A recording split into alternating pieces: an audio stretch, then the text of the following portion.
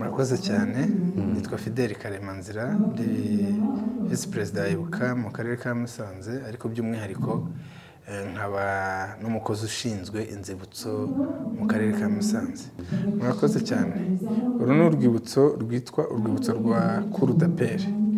Uru rwibutso mbere rwahoze ari urukiko rw'ubujurire rwakavaringaga intara cyangwa se icyitwaga perefegiture eshatu, aribwo perefegiture ya Ruhengeri, perefegiture ya Gisenyi na perefegiture ya Kibuye.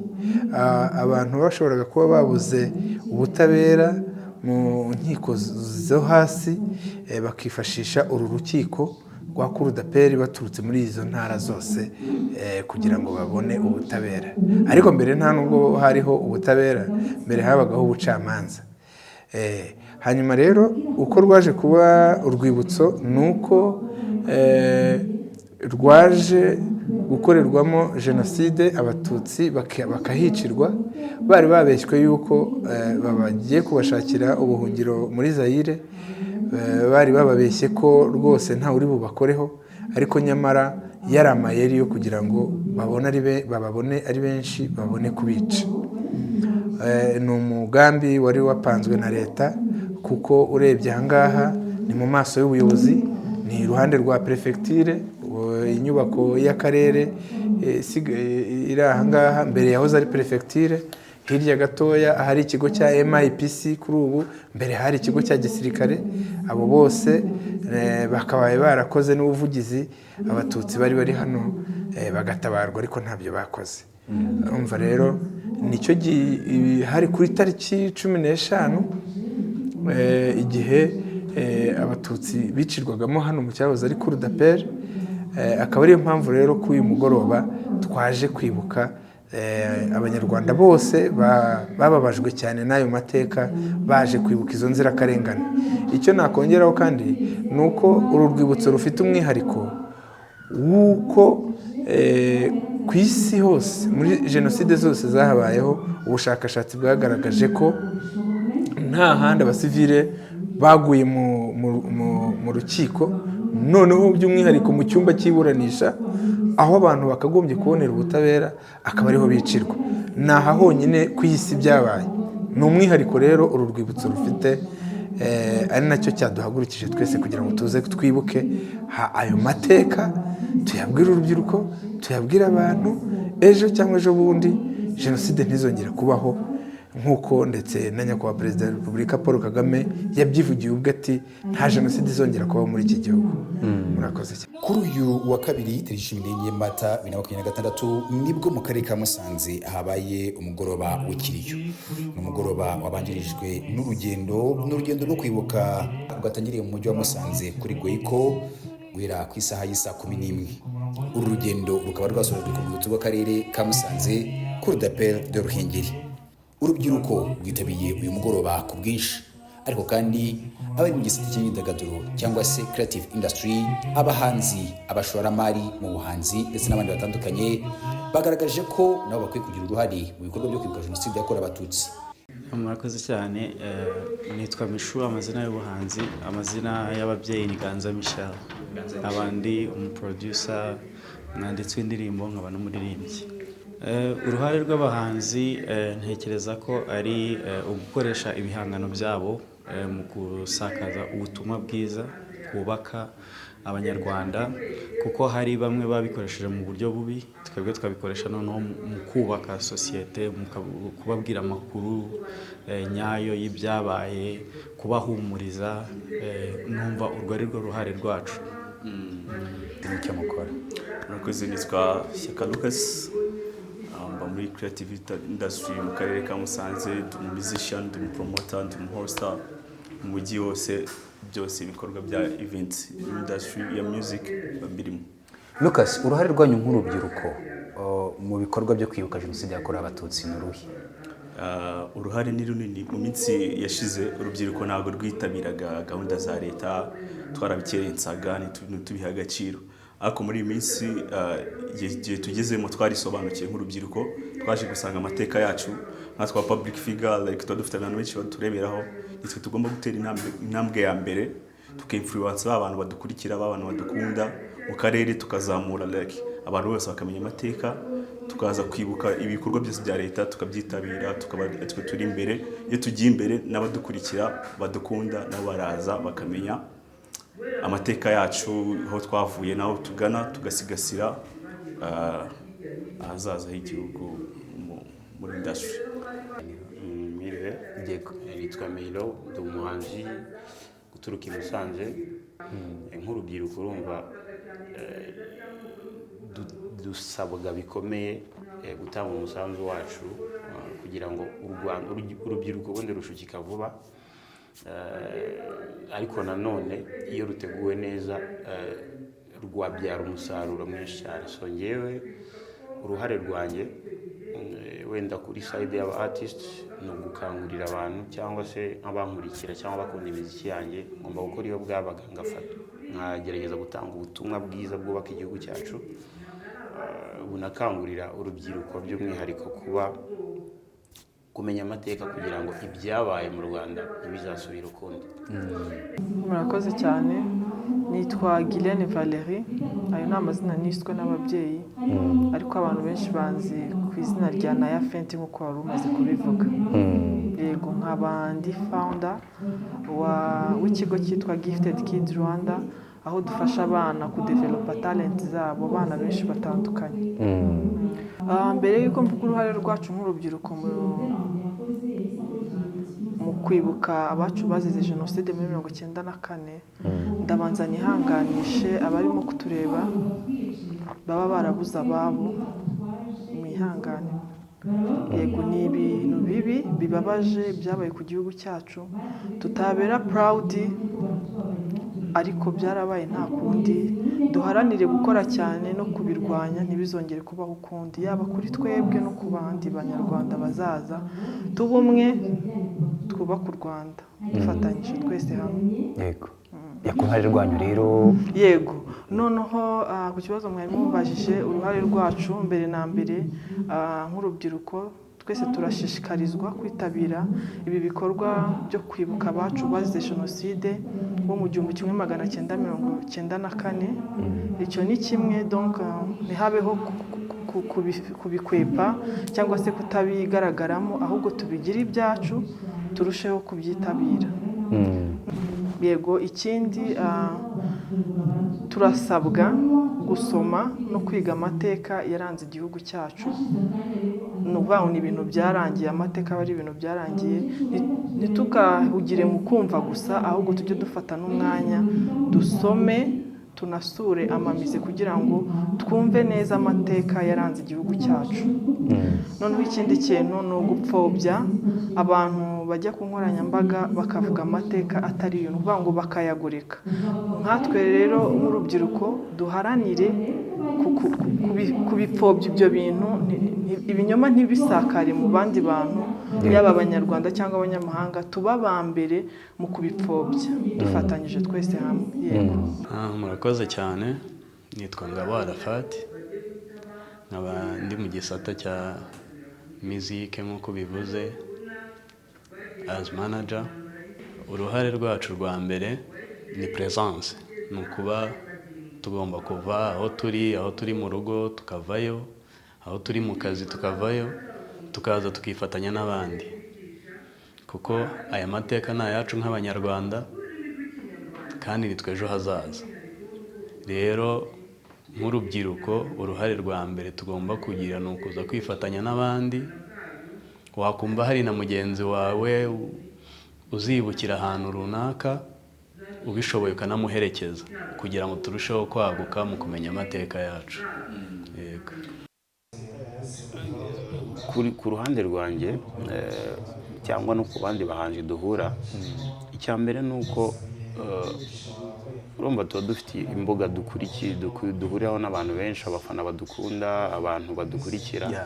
So icyo tuba tugomba gukora, uko byagenda kose tuba tugomba gusohora ubutumwa, yaba mu bihangano, yaba muri message dutanga ku mbuga ku badukurikira babona, kugira ngo byibura nabo babeshye ukuri kw'ibyabaye, bashaka guhumura urubyiruko cyangwa gutuma urubyiruko rutatira rukajya mu murongo utari uwa nyawo, niho hantu tuba tuboneye umwanya nk'abantu bari public figure wenda kugira ngo tubereke ko ibyo bintu atari byo rwose, ari ukubeshya, ari ugushaka kugira ngo bayiyobye urubyiruko. Kandi twe nk'abantu nyine baba bakurikirwa tuba tugomba kurwana intambara ikomeye kugira ngo duhangane n'ibyo bitero. Hari ibintu byinshi ubuyobozi bwacu buba buhugiye muri byinshi, ntabwo ibintu byose bwahagerera icyarimwe.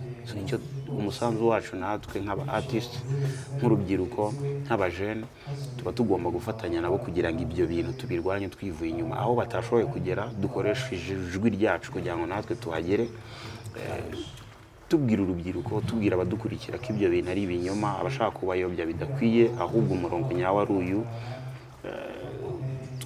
Twiga amateka, tugerageze dusura urwibutso, tugerageze dukurikira ibyo abayobozi batubwira. Hari amadokimenteri menshi asobanura ukuntu amahano yagwiye u Rwanda ya jenoside yakorewe abatutsi 94. Ibyo byose tugafata umwanya tukabyiga tukabimenya, ku buryo n'ibyo nibijya bitugeraho, ibyo bitero bivuye hanze cyangwa he hose, tuzajya tuba aba mbere mu kubanyomoza, yaba mu comments, tukerekana ko ibyo bavuga ari ibinyoma, ari ukubeshya, ahubwo umurongo uhari ari uyu nguyu. Navuga ko nk'abahanzi kandi twaba n'urubyiruko, abenshi tuba turi kuri platforms zitandukanye, TikTok, Instagram n'ahandi hose, ariho abenshi banabikorera, kubera ko ubu ntiwabona umuntu mu muhanda uri kubivuga mu muhanda, ariko abenshi babikora kuri izo social medias. So twebwe rero uruhare rwacu tujyaho, niba abantu bari live tukagerageza kujoininga kugira ngo tubashe gukosora imvugo ziba zihari, cyangwa se uburyo baba bagoreka amateka mu buryo bwo kuyavuga neza, cyangwa se niba waba utari live ugerageza kujya muri comment ukagerageza kugaragaza ibitekerezo byawe n'ukuri kw'ibyabaye, kw'ibyo uzi cyangwa se ubona. Ni muri ubwo buryo tugerageza. Uruhare rwacu tena ukuntu bivuze, izo social media dukoresha, turapostinga, tukereka abantu gahunda turimo, movement turimo, because iyo tutari mu kwibuka hari ibindi bintu tuba twereka abantu badukurikira. So muri iyi minsi igihe cyo kwibuka, natwe uruhare rwacu nta rundi, twereka abantu badukurikira kuri ma social media, dupostinga gahunda za leta, gahunda zihari, igikorwa kira umunsi kirakorwa, ni rwo ruhare rwacu. Gahunda zose zapanzwe tukazimenya kandi tukazitabira, n'abantu nabo bakaza bafollowinga. Icyo navuga, imvugo bakoresha natwe turazikoresha. Imvugo bakoresha nizo twe tutakoresha, ariko tugomba kwiga byimbitse amateka. Ko nk'urubyiruko abenshi bari muri industry ya music, hari abavutse nyuma ya jenoside, abandi jenoside turi abana batoya, ni byinshi tutazi. Rero tugomba kwiga cyane, icyo nicyo cya mbere. Twarangiza bandi bagoreka amateka, bapfobya bakoresheje izo mbuga nkoranyambaga kandi natwe dukoresha, tukabona ibyo tubasubiza, kandi tukabasubiza tutabatinye, kuko intambara bari kurwana nitutayirwana ubu ngubu izatugora ahazaza. Nidutinya kubasubiza ubu ngubu bizatugora kuzabasubiza mu gihe kizaza, ibintu babeshya abantu byaramaze gufata indi ntera. Rero nk'urubyiruko twibatinya, twige kandi tubasubize. Nimba ari na challenge duhuye nazo, turacyafite amahirwe yo kugira abantu baciye muri ibyo bintu ari bakuru, tubegere, tubaganirize, tubabaze icyo tutumva, tubabaze. Nimba umuntu agucalenjinza yanditse ikintu wumva kigucalenjinga, mwegere umubaze, numara gusobanukirwa ntutinye umusubize. Ndumva ari icyo twakora kuri social media kugira ngo ntihagire umuntu ukomeza gushaka kudukandagira hejuru cyangwa ashaka kudusubiza mu mateka ya twavuye.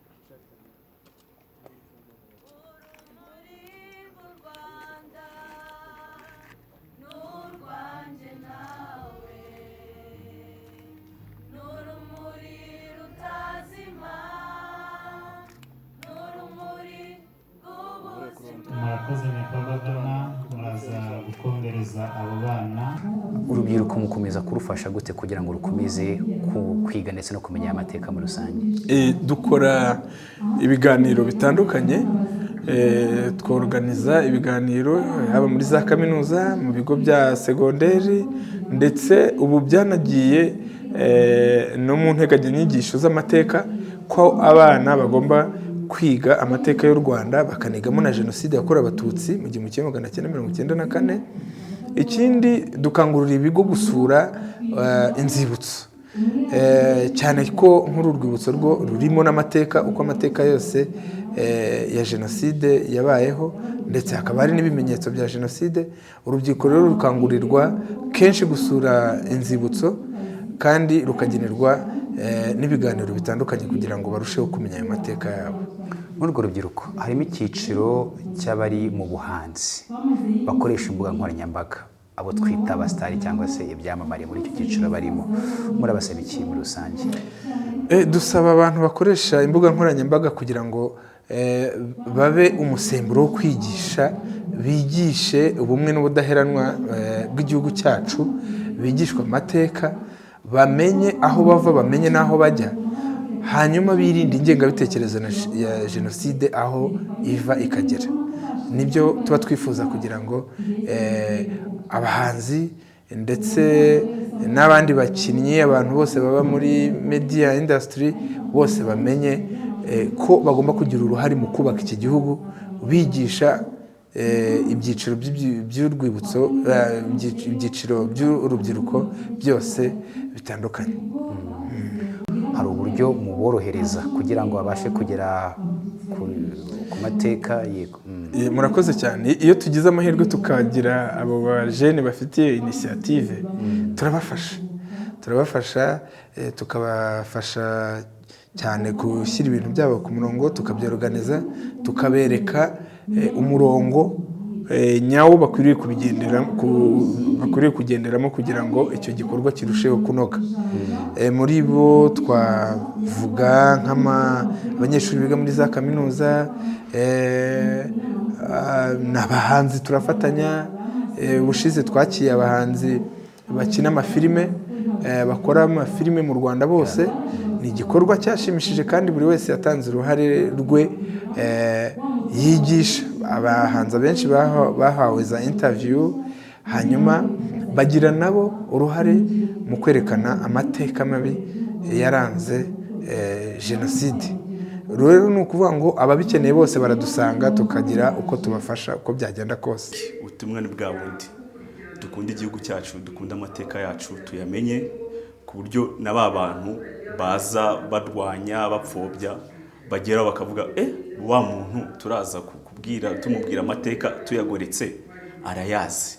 So ubutumwa ni ugushishikariza urubyiruko kwiga kumenya amateka, ayo dufite tutazi neza tukayamenya, kandi tukaba ari twe ba mbere tuyasakaza, tukarusha imbaraga ababirwanya, kuko twebwe dufite skills twabyize kandi tunabirimo, tunabikunze, ari ibyacu. Ubutumwa bwanjye akenshi ngiye mfokasinga ku rubyiruko, ko nanjye ndi urubyiruko tugerageze twige amateka yacu. Abenshi turi gukura,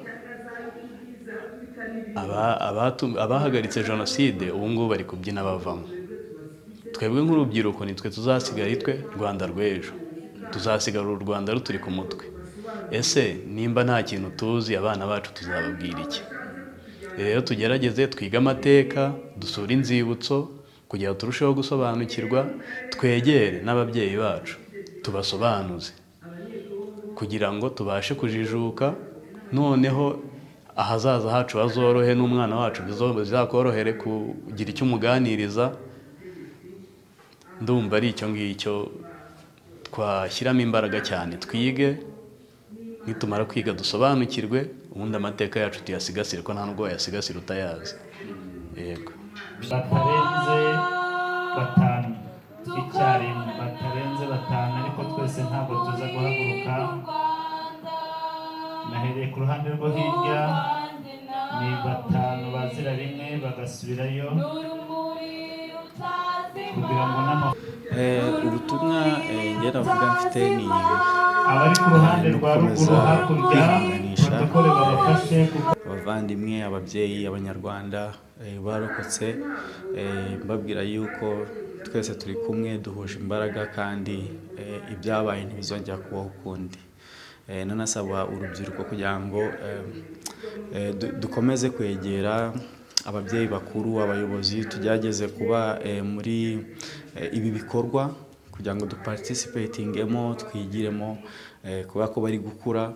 Ni twebwe Rwanda rw'ejo kugira ngo tuzabashe gusigarana impamba natwe dushobora kwigisha abana mu bihe biri imbere.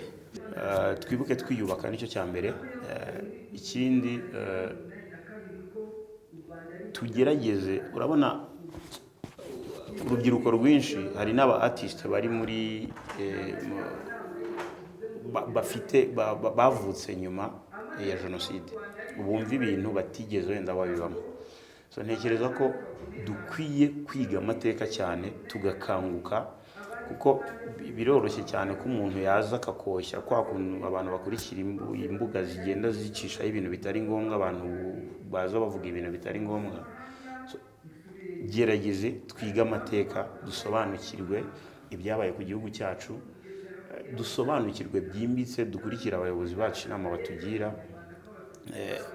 Ni twebwe Rwanda rw'ejo hazaza kandi ruzatuma u Rwanda ruba uko rukwiye kuba ruba, Rwanda tukarugira paradizo.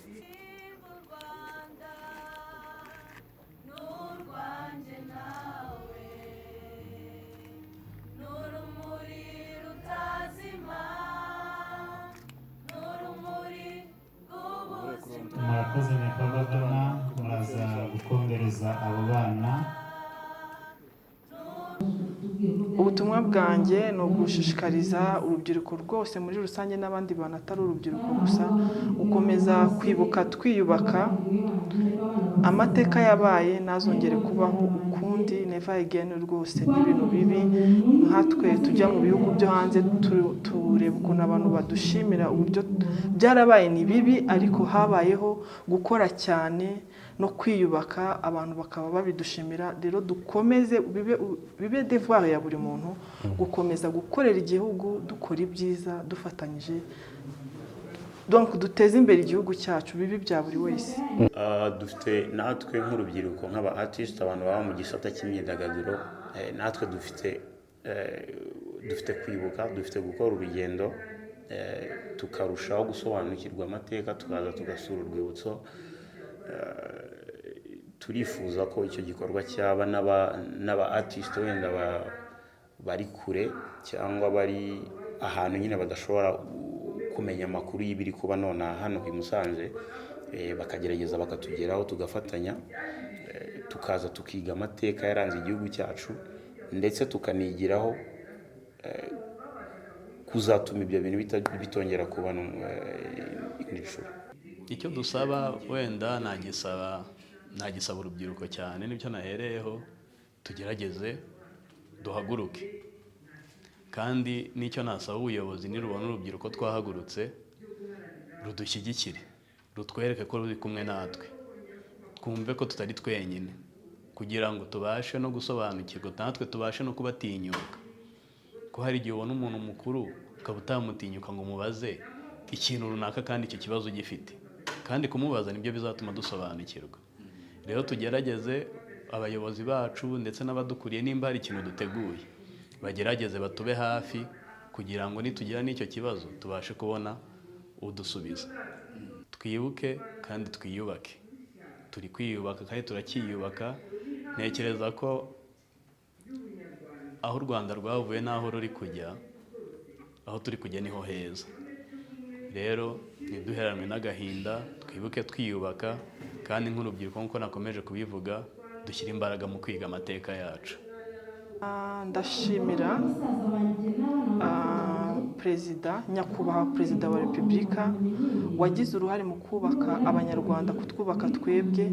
Aka kanya tukaba turi hano dufite amahoro, twishimye, nubwo yenda tubabajwe nuko twabuze abacu, ariko we nabo bafatanyije ndabashimira cyane cyane ibikorwa bakoze byo kutwubakamo icyizere. Aka kanya u Rwanda rukaba rugeze aho rugeze. Ibyo tuvuze byose, ikindi ni ugushimira igihugu, gahunda baba batugejejeho, like abayobozi baratunkarija baduha courage yo kumenya amateka, baraturarika ni mwebwe muzaza, ni mwebwe generation ikurikiyeho, mumenye bintu ni twebwe nituvaho nimwe mugiyeho. Nabashimira na gahunda zose zazakozwe, umutekano tuba twabonye ahantu za industry byo entertainment turimo tuba turi safe nibyo. Itangazamakuru ririho ritandukanye n'iryari ririho mu gihe cya jenoside. Hariho itangazamakuru tugaya ririmo za radio Rutwitsi za RTRM, ririmo ibinyamakuru bya Kangura, birimo abanyamakuru nk'abangeze Hasani, harimo abanyamakuru nk'aba Kantano. Abo bose bagize uruhare mu gukwirakwiza ingengabitekerezo ya jenoside, bakangurira abahutu kuzica abatutsi.